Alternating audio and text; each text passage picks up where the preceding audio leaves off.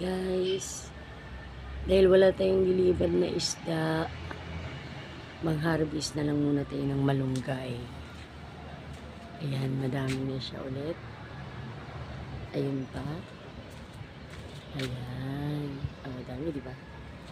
Oh, mag-harvest ako ng mga malunggay. Malunggay muna ititinda natin ngayon kasi walang isda.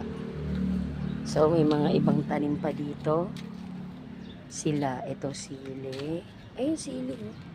Ano to? Siling hindi, atsal. Ano ba yung atsal sa English? Bell pepper. Tanglad. So, wala pa masyado. Ito, marami na naman akong harvesting malunggay. Ayan.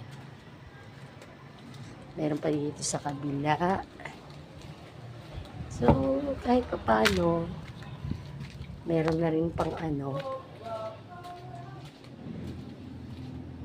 Ayun. Ayun, malunggay pa din yan. Yan, malunggay, malunggay. Meron kami dito alugbate. Alugbate.